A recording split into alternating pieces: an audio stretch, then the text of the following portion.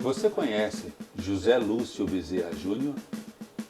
E se eu te falar que ele é conhecido como Abissal, muda alguma coisa? Abissal é o nosso convidado de hoje. Já estamos aqui com o nosso convidado, José Lúcio, conhecido artisticamente como Abissal. Lúcio, como foi que começou a sua trajetória nas artes? Eu tive pelo menos uma iniciação assim de gostar de música com meu pai, né? Que ele é médico, mas aí no interior, que eu sou recifense, sou nascido aqui no bairro da Boa Vista, era uma clínica obstetrícia, que hoje em dia é uma pousada, mas quando eu tinha 3 anos de idade, meu pai se mudou para o interior, Itambé, que fica aqui na zona da Mata Norte, na divisa com a Paraíba. E lá eu cresci ouvindo ele, gostando de cantar. O gosto musical dele era muito de seresta, então era Altemar Dutra, Maísa, né? Que ele era muito desse tempo, né? Da música, do estilo desse tempo. Também muitos Luiz Gonzaga, muito o trio nordestino. Então, lá em casa sempre foi uma casa muito musical. Minha mãe tem uma voz muito bonita, minha mãe nunca se dispôs a cantar, mas ela também muito afinada e tem uma voz muito bonita. E eu cresci naquele ambiente musical. Uma coisa, né, que ele tentou me fazer tocar violão e tudo, e eu tive aulas com um professor particular lá, inclusive, só que era muito em cima da seresta. E quando eu comecei a me desenvolver, a crescer, a ouvir outras coisas, eu passei a não gostar muito daquele estilo. Então eu até abandonei o violão por causa disso. Mas aí, o tempo passado, né, quando eu estava na Universidade Rural, que eu cria do Colégio de Aplicação, onde Flávio foi professor, ele foi um professor meu, inclusive, na Educação Física, no voleibol, comentamos muito sobre isso. Mas voltando à veia artística, lá é um colégio muito amplo. Eu não sei como está hoje em dia, mas o Colégio de Aplicação sempre foi uma referência. É um colégio que sempre nos incentivou a arte, a música, né? Eu tive professores maravilhosos lá. E quando entrei na Rural, eu descobri que tinha um coral, o coral da Universidade Federal Rural de Pernambuco.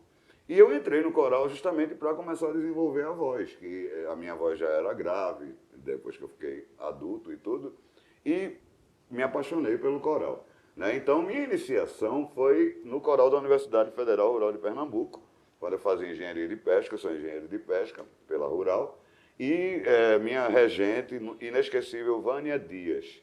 Vânia era concursada lá e tudo, e quando eu saí da Rural, ela também estava se aposentando, inclusive. Então eu fiquei 4 anos no coral da Universidade Federal Rural de Pernambuco, que foi minha iniciação. E eu devo muito àquele coral, porque tanto me harmonizou de forma mais interna, por causa da harmonia das vozes e tudo, mas também desenvolveu a minha voz. Então, essa foi a iniciação e, naquele tempo, eu não conhecia música popular. E posso dizer também que foi lá que eu conheci, apesar de ser em 4 vozes, apesar de ser de forma mais erudita, mas que eu conheci maracatu, inclusive. Vânia tinha uma peça de maracatu, Preto Cambinda, que a gente fazia, e eu comecei a gostar de maracatu a partir daí. Então, minha iniciação foi essa. Certo. E daí, quando surgiu esse nome de Abissal? Foi justamente na universidade. Quando eu era do Colégio de Aplicação, meu nome é José Lúcio, né? José Lúcio Bezerra Júnior. Tinha essa coisa de, na família, lá no interior, me chamarem de Júnior.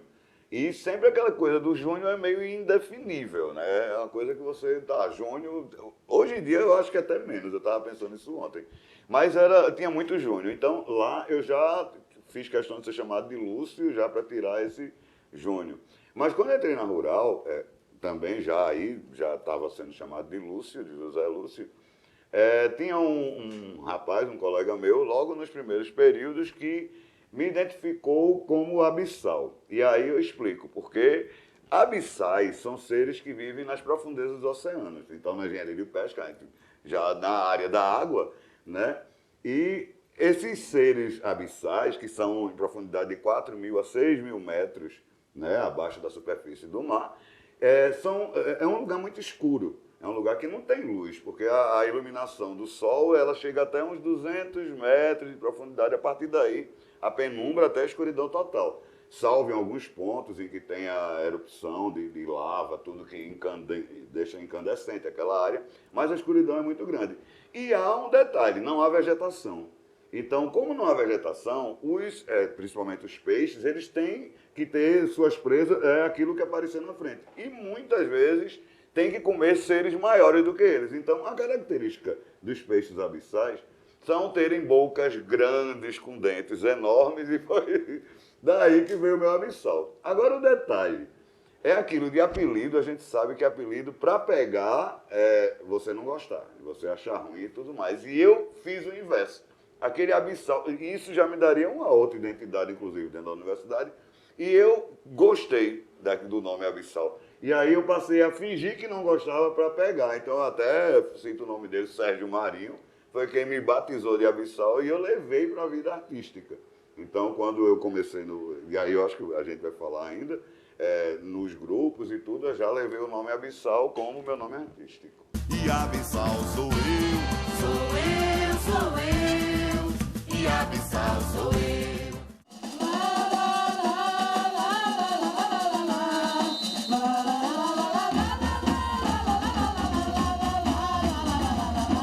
Nossa Senhora do Rosário, chegamos para a saudação, trazemos guardador no peito, nosso canto de louvação, atos da bola dos mares, a lua de lamentação, reverência a todos que partiram, com a filha da escravidão, silenciam, se postam, senhores, pela nossa rede. Qual foi a nação que chegou? Qual foi a nação que chegou? Qual foi a nação que chegou? Qual foi a nação que chegou? Abissal, você falou da sua trajetória, do seu início, que foi dentro do coral da Universidade Rural, mas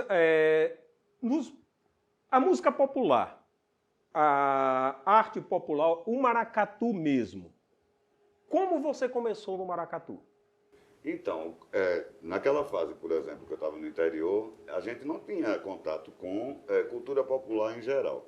Isso eu estou falando lá pela década de 70, início da década de 80, inclusive a cultura popular era mal vista. Depois, né, a gente pesquisando, a gente percebe isso. Era uma coisa de gueto, era uma coisa de discriminação total. E no interior mesmo, meu contato com cultura popular foi ciranda, que existiam algumas festas de rua e tudo, só que era uma ciranda diferente do que se dança no litoral. A ciranda do interior, não sei hoje em dia como é, mas eram cirandas que se dançava com braço, vamos mostrar aqui para o nosso público, assim, todo mundo juntinho, e uma velocidade imensa, muito rápida. Tum, tum, tum, tum, tum. Era essa a ideia de ciranda que eu tinha.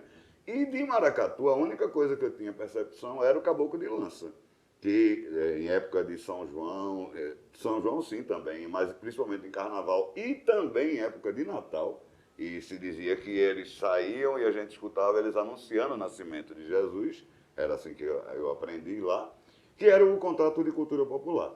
Inclusive com aquele mito, né, de que, crianças, não cheguem junto, que eles enfiam aquela lança na barriga de menino que chegava junto. Então a gente tinha medo, inclusive, era treinado para ter medo. Foi exatamente quando eu estava na Rural e já por desenvolver esse trabalho no coral e tudo, que o Maracatu Nação Pernambuco hoje já tem, né, sua história toda montada, já tem seu lado internacional e tudo mais, mas estava naquela época começando. E tinha um integrante do Nação Pernambuco, Duda, eu assim não lembro o sobrenome dele, mas um abraço a Duda, ele era também fazer engenharia de pesca comigo. Sabendo que eu cantava no coral, e até pelo timbre da voz e tudo, ele me falou um dia que o Nação Pernambuco estava querendo gravar um primeiro LP, era LP, hoje está voltando, mas era o que tinha, só de maracatu. Porque até então o que muito se via eram coletâneas e que tinham também maracatus ali inclusos, mas a ideia era fazer um LP só de maracatu. E aí eu fui convidado, Duda me convidou para ir lá, e a ideia foi, vá lá, porque precisa de alguém para cantar e tudo mais, eu gosto da tua voz e tudo, falava do coral. E eu pensei, aquilo, eu canto no coral e a capela. Então vejam que a minha ideia de ir para o Nação Pernambuco foi para começar a aprender a cantar com microfone. Porque eu sentia falta disso, de pegar um microfone e tudo, e eu digo, eu vou, porque eu vou ter a oportunidade de cantar com o microfone. E fui. Nesse tempo, o ensaio era ali na subida da ladeira da prefeitura. Eu esqueço o nome dela agora, mas a terceira ou quarta casa à direita, então era no quintal deles. E a primeira vez que eu cheguei lá, já o Bernardino José, é o mestre dele e é o criador e tudo mais.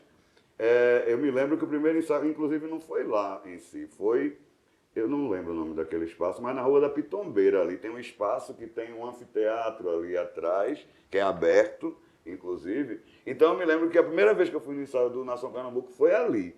E quando eu cheguei, já vem Bernardino, eu nunca esqueço disso, cheio de papel na mão e digo, toma, as músicas é essa, o microfone é ali, e já me botou no microfone. Eu digo, sim!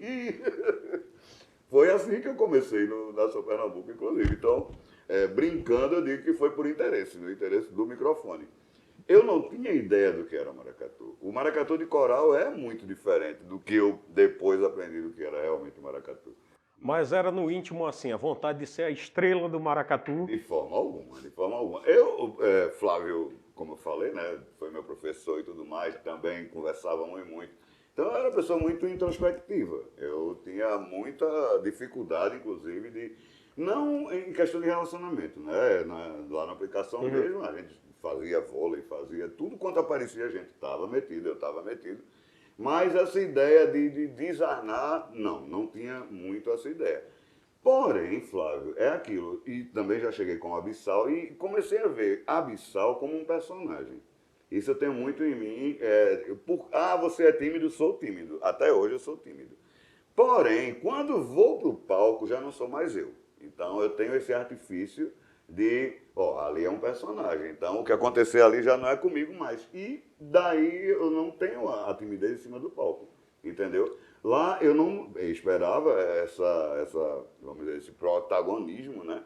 Inclusive, eu percebia naquela época, e foi deixado claro para mim, que esse CD não era a intenção de revelar uma voz, uma coisa assim, mas era a intenção de divulgar o trabalho do grupo.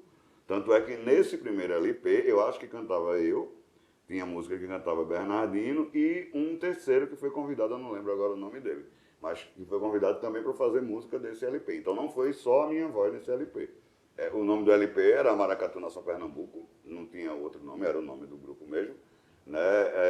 Foi um LP e fita cassete. Para quem é mais recente, não sabe nem do que a gente está falando, mas existia. E era terrível, porque a fita cassete enrolava no gravador, aquela coisa, engasgava, você perdia seu material. Enrola com a caneta. Se o gravador não desse para retornar, você pegava a canetinha e fazia, retornava. Para poder ouvir de novo.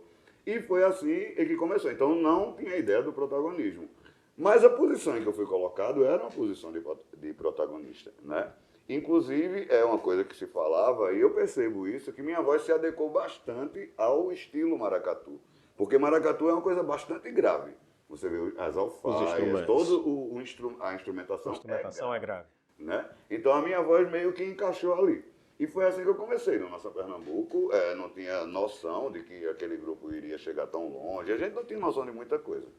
Eu reafirmo. Naquela época, maracatu era muito mal visto, era uma coisa muito de gueto e tudo. Por quê? E aí é bom a gente citar só um pouquinho de história, que até a década de 1920, os maracatus eram muito exaltados, eram muito celebrados.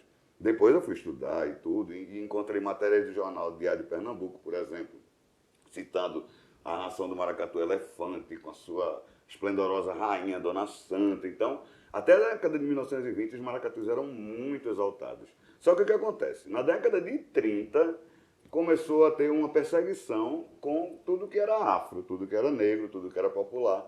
Por quê? Porque começou a ideia da eugenia. Quem era o governador? Agamenon Magalhães. Quem era o presidente? Getúlio Vargas. E eles começaram uma campanha muito grave de acabar com que não fosse branco, né, ou mestiço. Então, a ideia de limpeza étnica, uma coisa horrorosa. E aí, eles começaram a perseguir as religiões de matrizes africanas.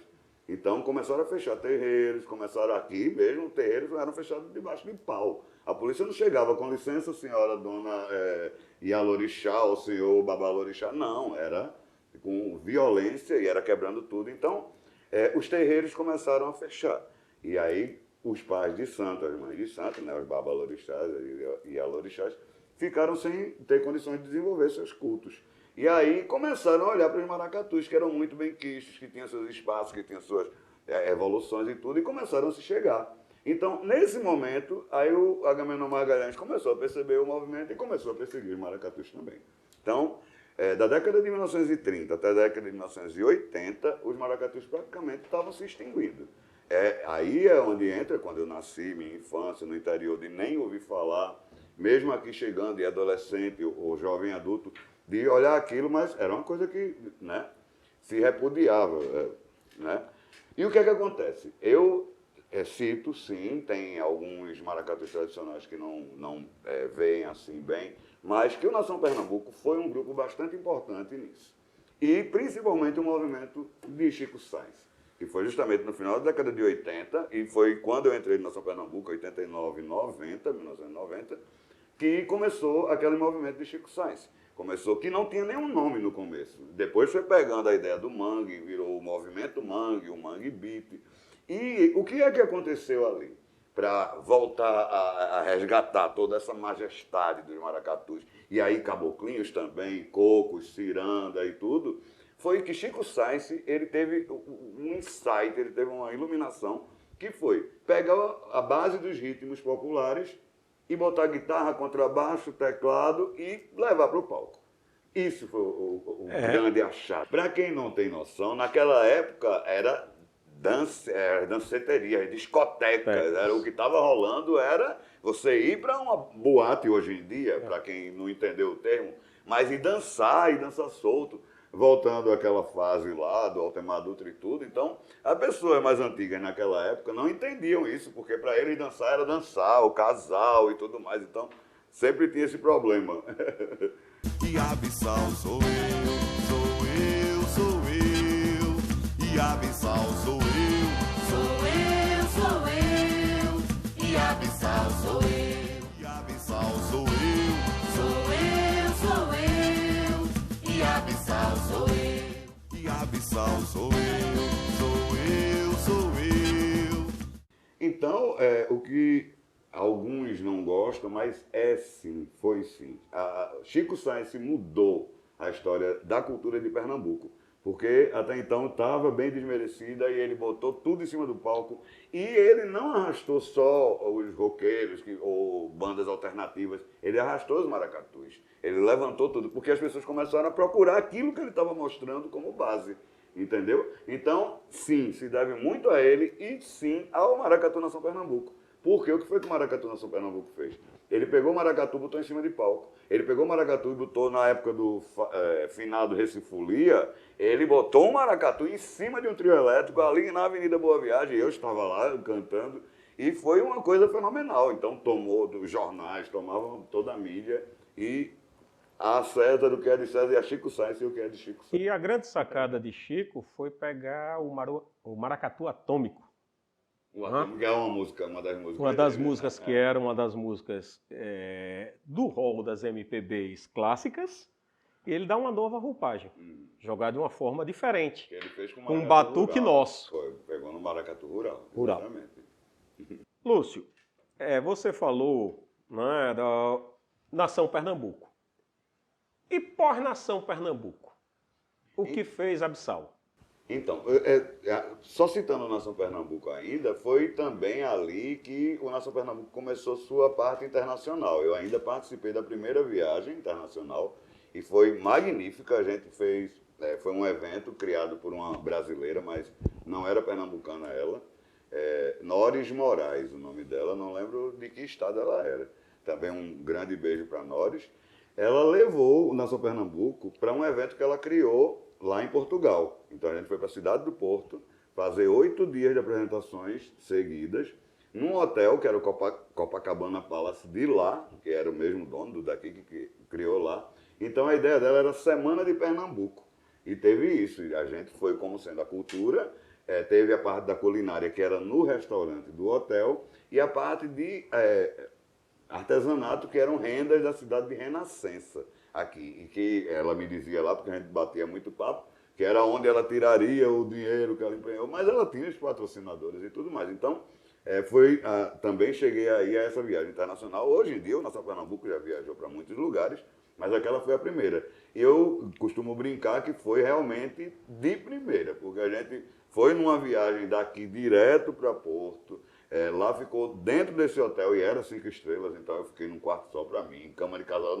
Não tinha tido assim, banheira, eu tinha uma banheira dentro dentro do meu quarto. E assim, foi tudo de cima. A gente almoçava e tomava café da manhã no hotel, e o jantar é que eles davam a diária para a gente se virar. E de noite era farra, era conhecer a noite de Porto. Então, também cheguei a isso.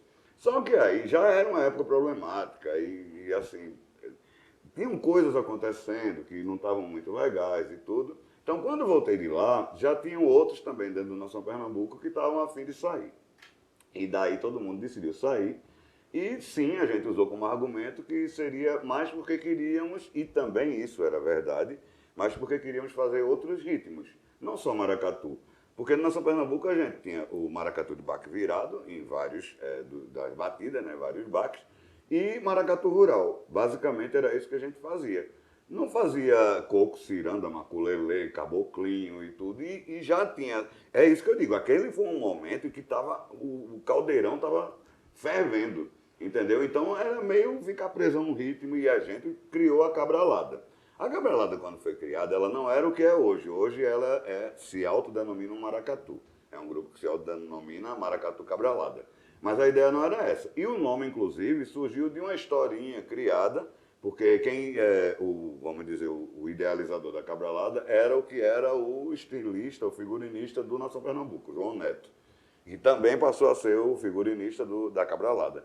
Então a cabralada era a ideia de uma cabra que vivia no sertão, e que um papagaio de uma igreja, lá na igreja de São Pedro de Olinda, teve um tornado que jogou ele lá no sertão com a asa quebrada, e uma cabra cuidou dele.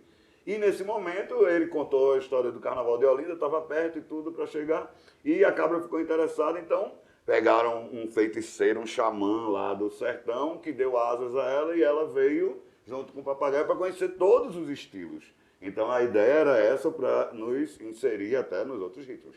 Então a cabralada foi muito importante também para mim, pela questão de eu desenvolver caboclinho, maculelê, outros ritmos que não são maracatu. Até o maracatu de baque solto a gente fez com muito mais intensidade, né? Então teve esse momento, e foi no momento em que eu conheci os festivais de música, porque era uma área que eu não tinha nenhuma noção e tudo. E eu ainda na cabralada, eu participei de um festival que tinha, hoje, chamava Recifrevo, acredito. Hoje chama Festival de Música Carnavalesca do Recife, ou de Pernambuco, né? Porque já mudou para do Recife, Pernambuco e tudo, mas sempre foi patrocinada pela Prefeitura do Recife. Então eu participei de um, e no primeiro eu fiquei em terceiro lugar, no segundo eu fiquei em primeiro lugar e fui o melhor intérprete, o que começou a me estimular. Nessa época existia o Canta Nordeste, isso foi em 1997. Nisso pensa que Recife estava pegando fogo com o movimento Mangue. Isso aqui era o centro cultural do Brasil, se tornou Recife. Recife era a referência, todos vinham para cá. Lembrem que Gilberto Gil se abraçou com Chico Sainz, dizendo: eu vou levar ele, eu quero engrandecer ele. Não, quem estava engrandecendo Gilberto Gil era Chico Sainz, espertinho. Mas sim, eu deixo bem claro isso. Então, Chico Sainz chegou a cantar no Central Park, no Brazilian Day, com Gilberto Gil do lado, mas Gilberto Gil se promovendo em cima de Chico Sainz, claro, né? E o grande marco para mim de festivais foi o Canta Nordeste, que era realizado pela Rede Globo de televisão, e desde 91 o que eu cantei foi o último, foi em 97, foram 7 edições, e era um festival muito legal porque ele envolvia toda a região Nordeste. Então, cada emissora da Globo, nos outros estados, o daqui comandava, era a Rede Globo Nordeste, e a história é essa mesmo, porque foi o primeiro filial da Rede Globo no Nordeste, foi a daqui de Recife, então por isso Rede Globo Nordeste, e era quem comandava. Então, era um festival muito legal, que tinha as eliminatórias nos estados, tiravam 2 de cada estado para ir para uma semifinal, na minha época foi em Campina Grande, aqui na Paraíba, e da semifinal, elegiam 16, eu não sei bem quantos, que iam para a grande final. E a grande final foi no Parque de Exposições de Cordeiro, aqui em Recife. E eu ganhei, e para mim foi mais importante ainda nesse sentido, porque não era por estilo, Porque os festivais da Prefeitura do Recife tinha categoria maracatu, categoria frevo de bloco, categoria frevo canção, frevo de rua e caboclinho. Então, quando eu ganhei o primeiro lugar nesse outro festival, foi em categoria maracatu. Não de melhor intérprete, que era no geral. Mas no Canto Nordeste era um festival de música.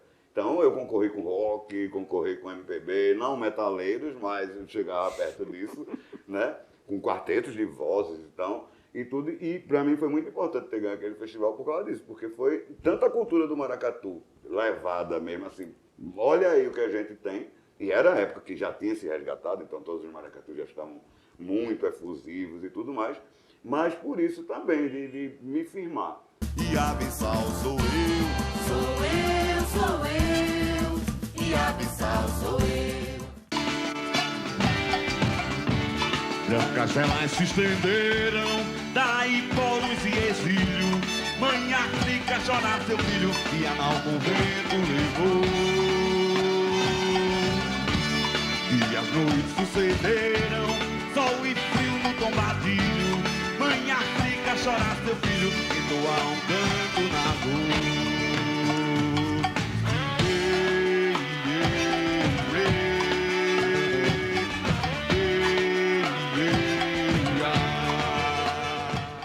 Então a Cabralada veio logo depois de Nação Pernambuco. O que acontece é que também começaram a surgir problemas e coisas que a gente não tem mais o que detalhar. Mas eu morava na Várzea, então eu sou morador da Várzea desde que eu vim do interior, como eu falei, né? Morei dos 3 de idade até os 14, quando eu vim para estudar no Colégio de Aplicação, e nunca tinha feito nada na Várzea. E conhecia, assim, já, eu era muito caseiro, mas sabia que a Várzea era um bairro muito cultural. E o que é muito cultural e multicultural, sim, também. Então, a ideia já era, eu estava cansado do Rio Doce CDU, eu acho que você conhece. O trajeto. Todo pernambucano recifense conhece o Rio Doce CDU, que até hoje, né, é um turismo que a gente faz por todos os bairros, na verdade. Então, o que foi a ideia? Vou fazer um maracatu na Várzea. Então, a ideia, eu trouxe 2 pessoas de lá, que depois vamos só dar uma pincelada nesse assunto, para começar um maracatu na Várzea. E a ideia pegou, porque a gente foi abraçado pela Escola Municipal de Arte João Pernambuco, que foi com seu fundador Luiz de França, que naquela época ainda era o diretor e tudo, ele abriu as portas da escola para a gente. Na Várzea não existia um maracatu de baque virado. Hoje eu sei que tem um maracatu de baque solto, mas eu não sei se ele já existia quando a gente começou, eu não tenho essa noção. Mas ele é antigo, é o maracatu de baque solto, Leão do Norte da Várzea, né? E a gente é o de baque virado até hoje. Né? A gente começou lá até com certa ressalva de moradores, porque aquilo não era uma coisa que estavam habituados. Para quem conhece o maracatu, todo pernambucano, mas quem está de fora daqui, que não conhece o maracatu não dá para fazer com silêncio. Não dá para ser sutil fazendo ensaio de maracatu. Não dá para, que ninguém perceba. Então incomodava muito no começo.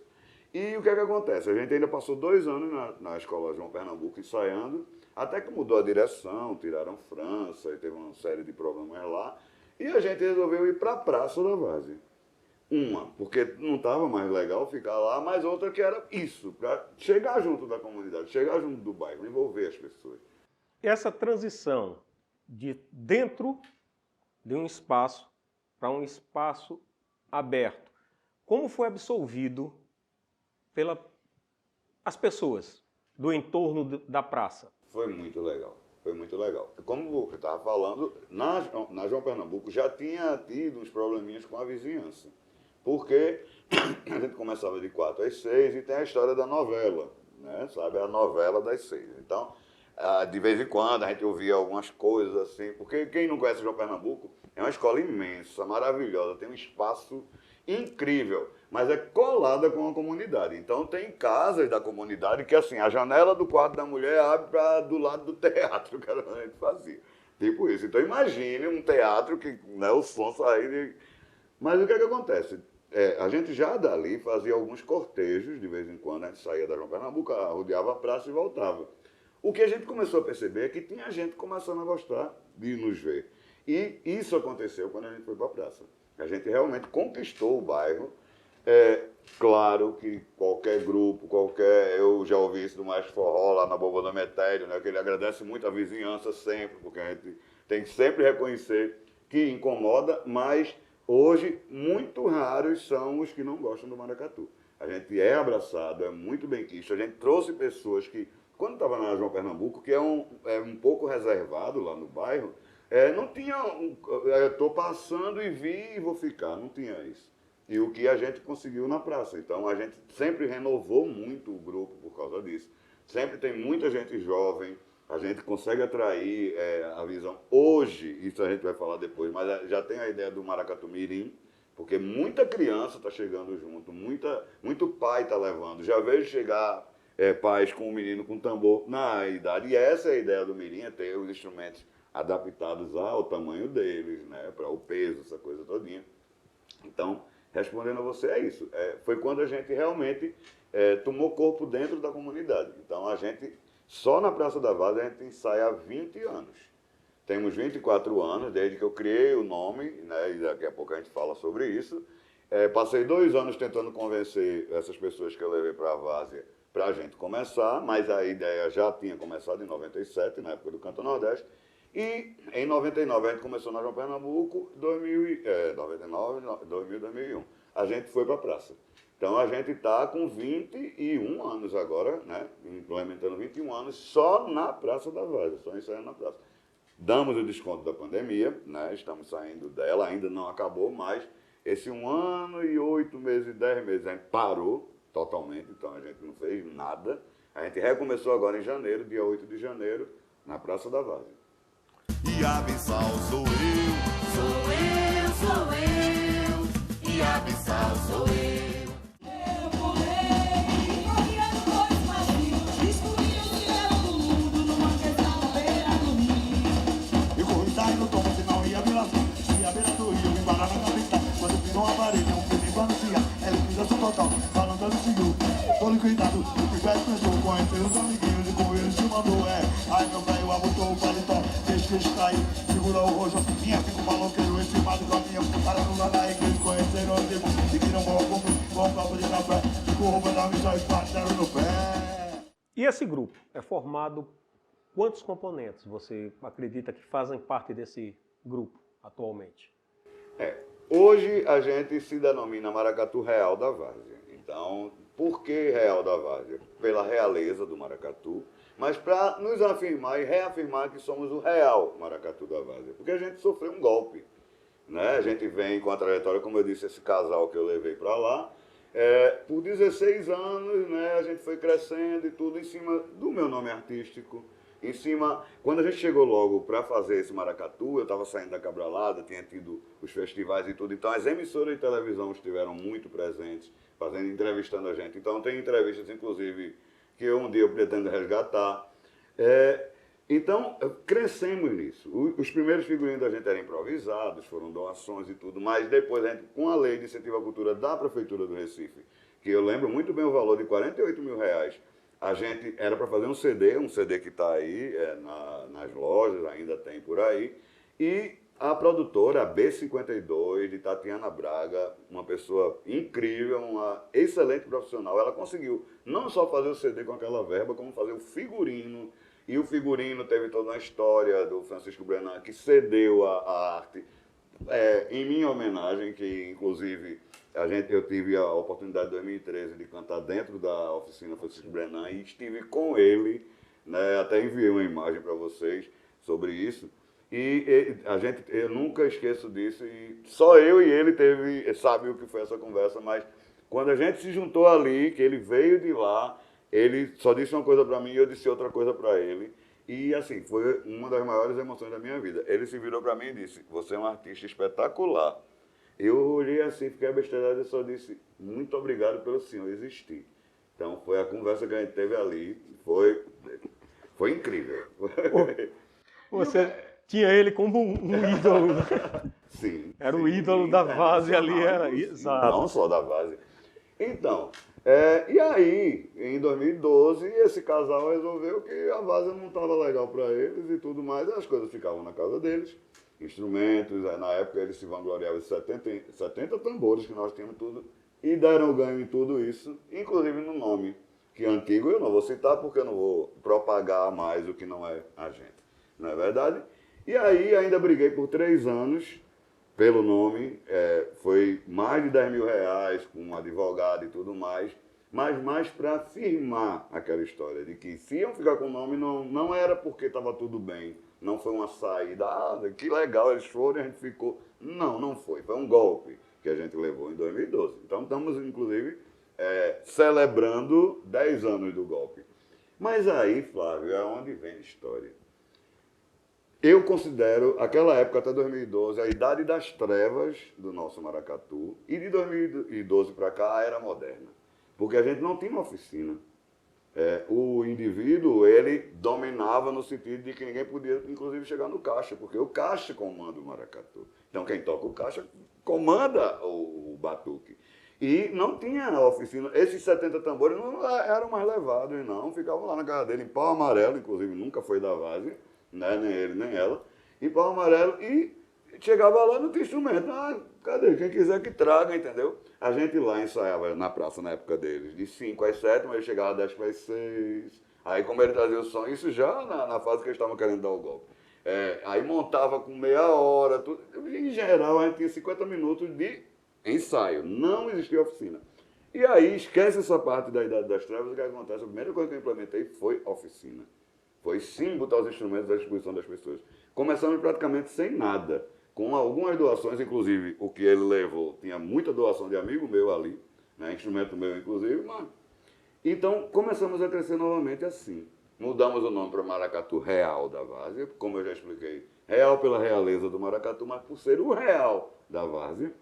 E estamos aí, hoje completando desde o golpe, como eu disse, 10 anos, que a gente está se reinventando, a gente não tem dinheiro, né? Tudo sempre foi ou pelo meu dinheiro das minhas bolsas de estudo, ou do meu salário quando eu estava trabalhando, ou de alguns raros cachês de apresentações que tenho. Então, foi muito bom isso, porque a gente agora tem oficina, então implementei e começamos a ganhar instrumentos. A gente, na época, foi fundar, junto com, de Vitória, Fátima Maior, ela quis fazer um maracatu também para ela, então fomos nós que fomos lá dar o apoio e tudo mais. E qual foi a contrapartida? Ela nos deu 10 tambores naquela época. Então a gente já começou daí, alguns chegaram com seus tambores, seus instrumentos, e fomos realizando. Então continuamos, inclusive, na Praça da Várzea, e nisso eu conto nossos 20 anos seguidos, nunca saímos de lá, tirando a pandemia, né? Como está claro. Hoje temos a oficina de percussão aberta a quem quiser chegar, de todas as idades. Como disse, tem tanta criança chegando que a gente está pensando em fazer um mirim, mas por discriminar de forma alguma. É porque pegar criança e botar com instrumentos grandes e tudo, inclusive adolescentes, é muito ruim para a coluna, na fase de crescimento deles e tudo. Então, fazemos a oficina hoje de 5, 5 e meia, até umas 7 e meia. De 7 e meia às 9 a gente faz ensaio também aberto. Então, nós já conseguimos nosso som. Isso, nesse período, a gente comprou um som. Nosso figurino é improvisado, mas já melhoramos. Só que agora estamos fazendo o desenho através de uma artista plástica, para a gente ter um novo figurino, atrás de patrocínio e tudo mais, e pensando também em novas coisas. E abissal sou eu, sou eu, sou eu. E abissal sou eu, Sou eu, sou eu, e abissal sou eu. e abissal sou eu, Sou eu, sou eu, e abissal sou eu. e abissal sou eu, sou eu, sou eu. O maracatu fênix que renasceu dentro da Várzea, quais os projetos que você tem, o que você pretende fazer para esse futuro? Então, a gente quer cada vez mais desenvolver o maracatu, né? Uma coisa que a gente já viu que não tem mais como deixar de fazer são as oficinas. E deixando claro, as oficinas são gratuitas, a gente não cobra absolutamente nada, porque me doeria muito ver alguém querendo fazer uma oficina e por não ter 20 reais, 30 reais, não fazer, faz. Então a gente sempre arruma um jeito de ter dinheiro para ajeitar instrumento. O figurino é um dos projetos, é nosso figurino renovado, porque isso que a gente falou que foi levado da gente, tinha todos os orixás, rei, rainha, palio, estandarte, imagine. né? E nos foi tomado. A boneca, inclusive, né? Que tem gente que cita essa boneca aí, mas foi tomada da gente a Calunga, né? A energia não foi, ela ficou, né? E a ideia é essa, a gente ter um figurino desenhado por um artista plástica, já tem uma pessoa fazendo esse movimento, que a gente vai atrás de um patrocínio, então, remontar o maracatu como ele merece. A gente, um CD, isso não deixa ainda de ser uma meta, né? Então, o Fucultura está aberto novamente, então vamos novamente nos inscrever para a gente tentar fazer um CD, agora na era moderna, porque o que a gente tem gravado, salvo shows, já outras coisas, ainda é da Idade das Trevas, né? E uma coisa que sempre foi um sonho da gente. E como eu falei um pouco antes, que a gente tem visto muita criança ir lá. E é o Maracatu Mirim. Por quê? É tipo time de futebol. Hoje, para quem está ouvindo a gente, né? Hoje é a grande final do Campeonato Pernambucano, Náutico e Retrô, só alvirrubro. Então eu penso também como time de futebol. Que é divisões de base. Né? Então, a oficina em si já é divisão de base, porque na oficina você prepara os musicistas, né? Os batuqueiros, para a gente fazer os shows e tudo mais, e funciona muito assim. Mas já tem tanta criança chegando, já tem tanto pai levando criança com instrumentos adequados, inclusive, que a nossa grande meta também, nesse futuro próximo, é a gente desenvolver o Maracatu Mirim. Já tem um nome, mas eu aprendi, só depois de registrar que eu vou divulgar o nome, né? Então a ideia vem com o Maracatu Mirim forte, porque se a gente já tem uma divisão de base com adolescente e tudo, imagine de criança, né? E a gente vê muito isso nos maracatus mais antigos, os que têm uma tradição maior, que as crianças nascem dentro dos maracatus, né? Que as crianças já vão crescendo ali dentro dos terreiros. Aquela ideia de os maracatus mais antigos têm terreiros de candomblé ou de umbanda dentro deles. Então, as crianças não só nascem dentro do maracatu, como já nascem dentro da religião de matriz africana. Então, com essa visão de ter uma divisão de base, a gente já teria o juvenil, então a gente agora ter o infantil também. Não que o juvenil seja separado. A ideia é essa, que o Maracatu Mirim seja até tipo 14 ou 16 anos, e daí em diante entra no maracatu adulto, né? No maracatu que a gente já vem desenvolvendo, no Real da Várzea, porque o Mirim vai ter um outro nome, alusivo ao Real da Várzea, mas com outro nome. Então, é um dos nossos grandes projetos também. Certo.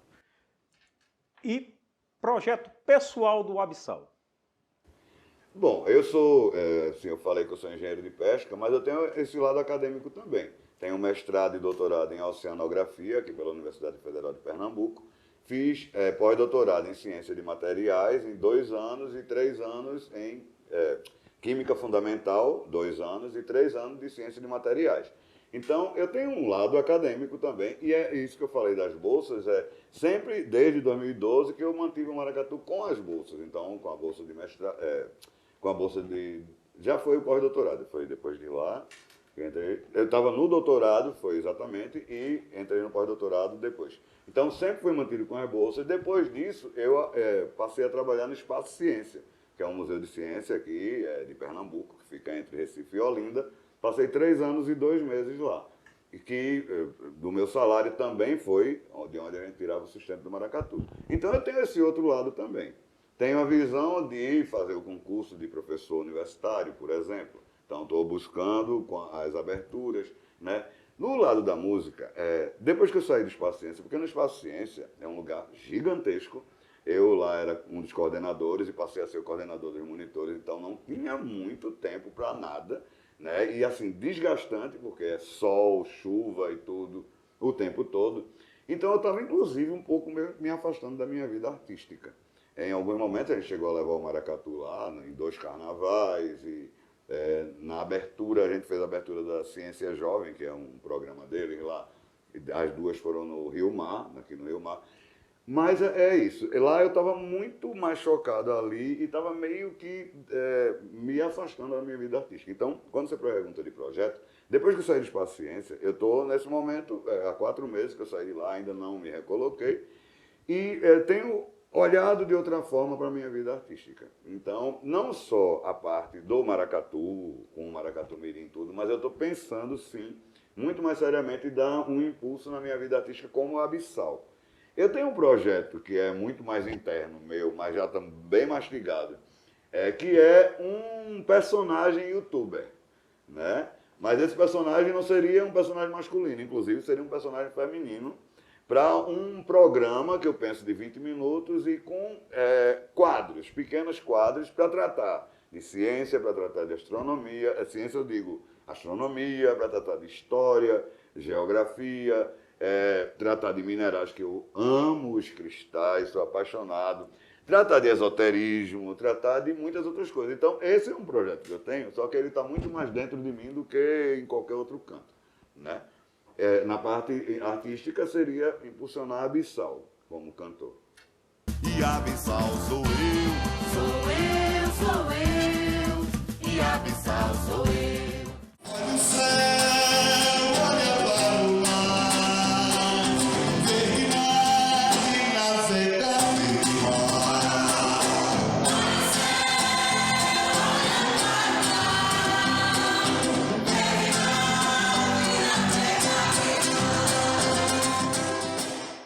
Agora, me diga o seguinte, e a voz do maracatu?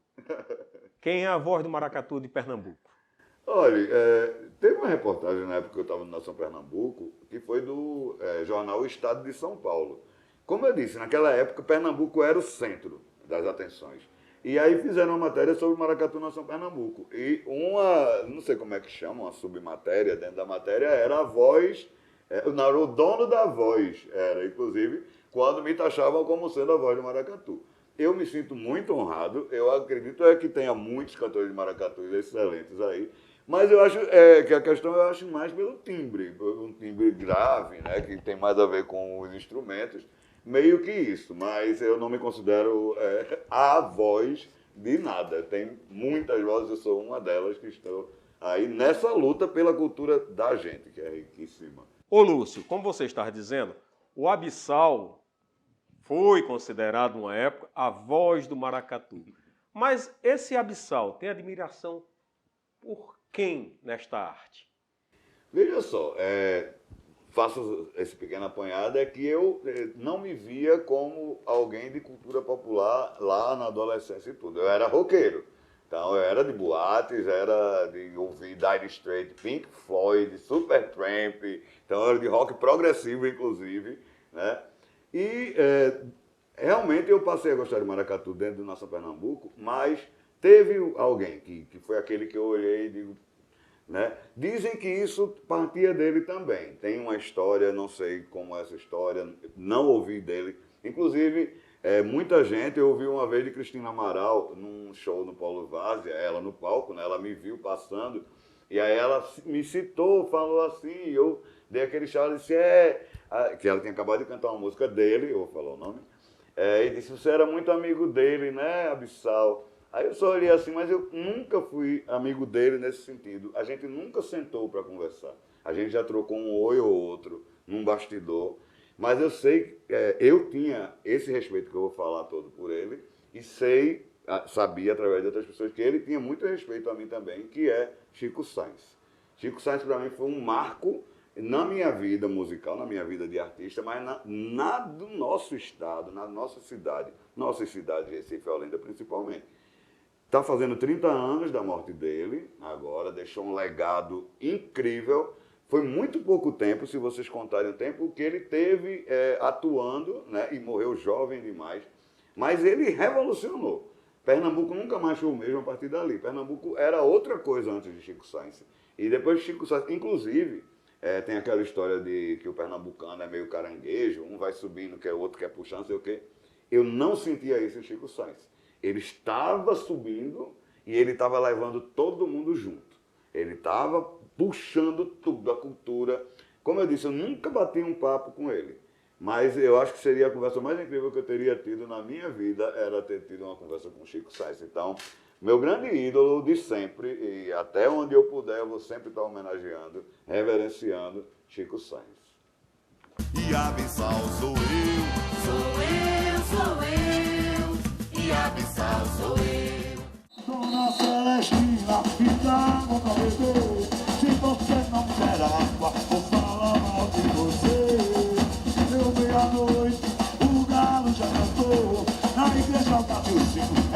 sabe o jogo que eu vou. Deu meia-noite, o galo já cantou. Na cabeça do Adelcinho, é na dança do jogo que eu vou. Mais alguma coisa que você queira nos presentear nessa fala? Eu gostaria de convidar você, Flávio, convidar todos que estão aqui nos bastidores, convidar todos vocês que estão nos assistindo para irem no Maracatu Real da Várzea. Nós ensaiamos, e começando com oficina aberta, gratuita, quando você pode chegar lá e pegar um instrumento que você quiser tocar, ou aprender a tocar, ou chegar para nos ensinar coisas novas, porque lá não tem mestre. Eu costumo dizer lá a eles, mestre de apito, que é quem fica com o apito, é o nome daquele que fica com o apito. Né? Mas mestre é uma coisa que você, para ser um mestre, você vai ter que ter muito ano de estrada. Então, convido todo mundo, todo sábado, todos os sábados, a gente, tirando essa parte da pandemia, a gente nunca deixou de fazer um sábado lá na Praça da Várzea, começando com oficina aberta a todo mundo, gratuita, como eu já disse, a partir de 5h30 da tarde, e a gente vai com a oficina até 7, 7 e pouca. Depois disso a gente faz um ensaio aberto, também lá na praça, também para que todos assistam, todos vejam, que é quando a gente canta, que tem aí a gente arma o som e que a gente desenvolve o roteiro. Então, a mensagem nesse momento que eu queria deixar era um convite amplo, estamos abertos a todo mundo. Se quiser chegar com o seu instrumento é melhor para você, porque você não vai ter que revezar o instrumento e tudo mais. Mas até, Flávio, inclusive eu estou esperando você lá, não hoje, porque ainda não vai dar tempo, mas sábado que vem. Tá bom? Tranquilo. Bem, agradeço, certo, essa nossa conversa. Né? Foi muito prazerosa. Eu é que agradeço, Flávio. E nosso canal A todo mundo aqui está junto com a gente. cada vez mais aberto para receber pessoas do seu quilate. Eu é que agradeço as palavras e tudo, mas é porque ele também é meu amigo, viu? Então, ele foi meu professor, está fazendo média. Muito obrigado a todos vocês. É uma honra estar aqui com vocês e contem comigo sempre.